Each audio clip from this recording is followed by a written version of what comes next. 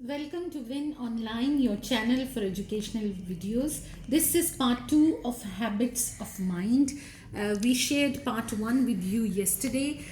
अगर आपने वो वीडियो नहीं देखी तो इस वीडियो को देखने से पहले प्लीज़ उस वीडियो को देखिए, because that way you will understand what are habits of mind, कितने हैबिट्स ऑफ माइंड हैं और वो किस तरह से कैटेगराइज हुए हैं और उनकी एक्सप्लेनेशन क्या है. तो कल की वीडियो में हमने वी शेयर्ड फर्स्ट 8 एट्रीब्यूट्स जो कि स्मार्ट और इंटेलिजेंट लोगों के एट्रीब्यूट्स हैं, उनके दिमागों की आदतें हैं. Now today we will share the remaining 8 attributes, और इसके बाद की वीडियो में we will share with you ideas कि इन सारे एट्रीब्यूट्स को कैसे अपनी टीचिंग में इस्तेमाल किया जाए, सो दैट जो बच्चे हमारे पास बैठे पढ़ रहे हैं they become smart and intelligent human beings and they become capable of tackling different situations in their life. तो आज शुरू करते हैं. सबसे पहला है clarity of thought and communication. By clarity of thought and communication वैसे तो बड़ा सिंपल लगता है कि क्लियर हो हमारी कम्युनिकेशन, हमारी सोच भी क्लियर हो, बट अगर हम इसको गौर करें तो हमें पता चलेगा कि क्लैरिटी ऑफ थॉट और कम्युनिकेशन का मतलब है कि जो आपने सोचा है, what ever idea, what ever concept, what ever information, what ever knowledge is in your mind, it is communicated very clearly in the same way जैसे आपके दिमाग में है, बिल्कुल उसी तरह से कम्युनिकेट हो. और इसके लिए लैंग्वेज इसका एक बहुत बड़ा एस्पेक्ट है. ज़ुबान पे महारत और प्रॉपर ज़ुबान जो है वो इसमें बहुत बड़ा रोल प्ले करती है. जैसे फॉर एग्ज़ाम्पल आप देखिए, हम अक्सर ये जुमला इस्तेमाल करते हैं, मेरी तबीयत ख़राब है. नाउ ख़राब is a term which is very vague. अगर मैं इसकी जगह कहूँ कि मुझे बुखार है तो then it is clear communication. अगर मैं कहूँ मेरे सर में दर्द है तो then it is clear communication.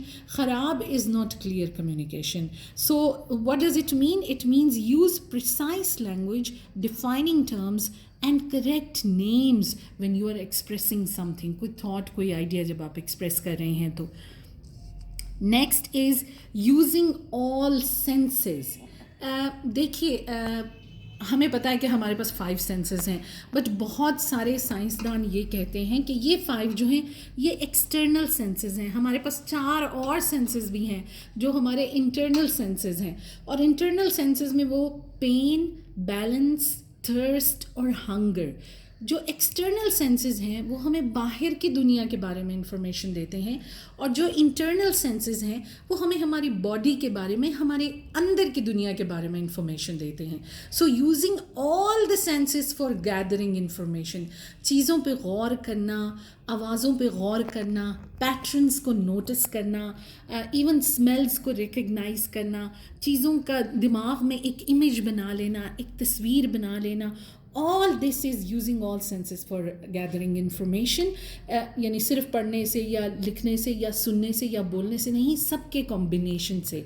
और जैसे मैंने आपको बताया कि इंटरनल और एक्सटर्नल सेंसेस जो हैं वो सारे मिलकर इसमें काम करते हैं.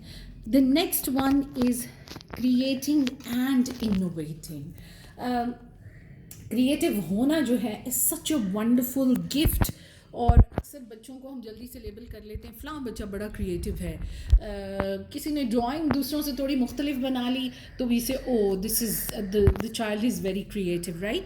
But all of us should be creative. हमें हर वक्त एक नया आइडिया, नई सोच, नई बातें, नया तरीक़ाकार, सब कुछ हमारे दिमाग में आना चाहिए. And for that we need to train our brain and we need to, जो कहते हैं ना, थिंक आउटसाइड द बॉक्स से बाहर निकल के सोचना. तो वो डब्बे से हमें थोड़ा सा अपना सर बाहर निकालना पड़ेगा in order to be creative. यानी generate novel, clever and Angénieux techniques and solution. Novel कहते हैं बहुत मुनफरिद किस्म का, क्लेवर यानी बहुत माहिर किस्म का, एंड इंजीनियस बिल्कुल नया जो इससे पहले ना हो. So that is one attribute of mind जो कि बहुत बड़ी कामयाबी की दलील है. आप देखिए, कहते हैं an idea is everything, right. So idea से ही लोगों ने बड़ी बड़ी अपनी बिजनेस एम्पायर्स बनाई हैं, क्योंकि उनका आइडिया जो था यूनिक था और नॉवल था. नेक्स्ट इज़ रिस्पॉन्डिंग विद ऑ. یہ بچوں میں ہوتا ہے، اور جو ہم بڑے ہوتے جاتے ہیں ہم اس چیز کو لوز کرتے جاتے ہیں.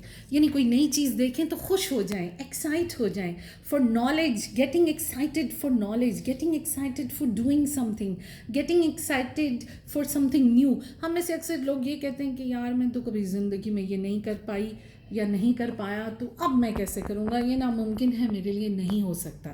ناٹ لوزنگ دیٹ ونڈرمنٹ، وہ جو ایک تجسس کا ایلیمنٹ ہے، یا ایک خوشی جو لرننگ کے بعد ہوتی ہے، اس کو لوز نہ کرنا، اور ہمیشہ انتھوزیاسٹک رہنا for new learning and for achieving information.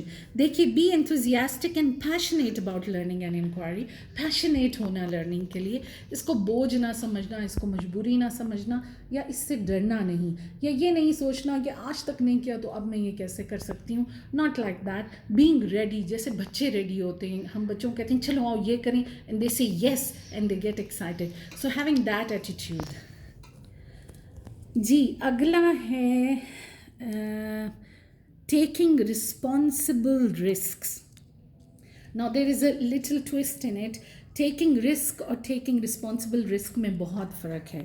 آپ اپنی بیلکنی پہ کھڑے ہو کے نیچے چھلانگ لگا دیں because you are taking a risk is just taking a risk, right? But creating a method or a way of getting down from your balcony in case of any emergency or a fire or an earthquake is taking a responsible risk.